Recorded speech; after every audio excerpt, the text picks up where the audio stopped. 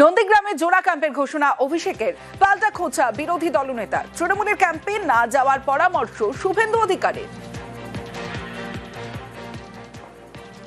নতুন করে ভোটের আগে সেবা দান করে চটকদারিকে নন্দীগ্রামের হিন্দুরা ওই ফাঁদে পড়বে না। একটা প্যারাসিটামল ট্যাবলেট দিয়ে হিন্দুদের ভোট নেওয়া যাবে না। আমি আগামীকাল নন্দীগ্রামের হিন্দুদের আবেদন করব, এই তৃণমূলের চোরের টাকায় সেবাশ্রয়ে যাবেন না। এরা হিন্দু জনসংখ্যা জন্মহার কমানোর জন্য জন্ম নিয়ন্ত্রক ট্যাবলেটও দিয়ে দিতে পারে না, এমন কোনো কাজ নেই। তৃণমূলের ট্যাবলেট খাবেন না, তৃণমূলকে দিয়ে রক্ত টেস্ট করাবেন না, আপনাদের কিন্তু জন্ম নিয়ন্ত্রণ করে দিতে পারে। ভোটের জন্য নিম্ন রুচির রাজনীতি, কড়া আক্রমণ জয়প্রকাশ মজুমদারের। একটা অবাস্তব কথা বলে রাজনীতির স্বার্থে মানুষকে মিথ্যে কথা বলতে বলতে এত দূর মিথ্যে বলতে হবে? জ্বর জারি হলে, অসুখ হলে প্যারাসিটামল খায়।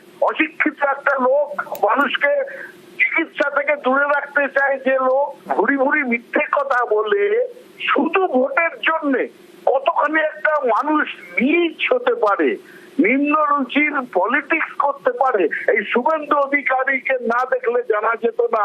এর মুখ খোলাটা হচ্ছে বিপদ। এই জন্য একে সব জায়গা থেকে বিতাড়িত করা উচিত।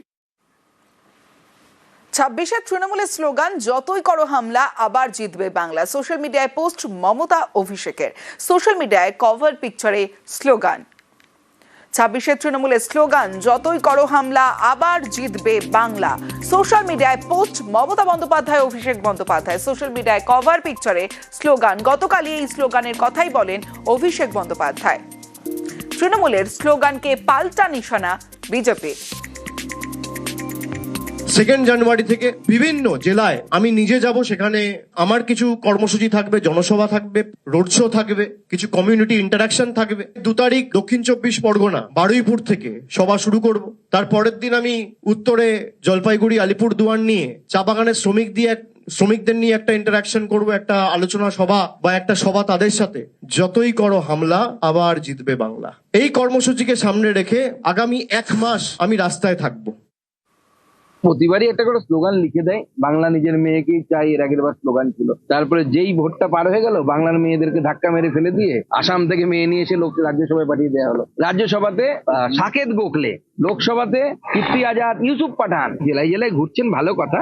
আমার মতে হয় জেলাতে যাচ্ছেন উনি জেল দেখতে, কারণ ওনার যা পরিস্থিতি, প্রত্যেক জেলার জেলে হয়তো থাকতে হতে পারে, সেখানে দেখতে যাচ্ছেন হয়তো।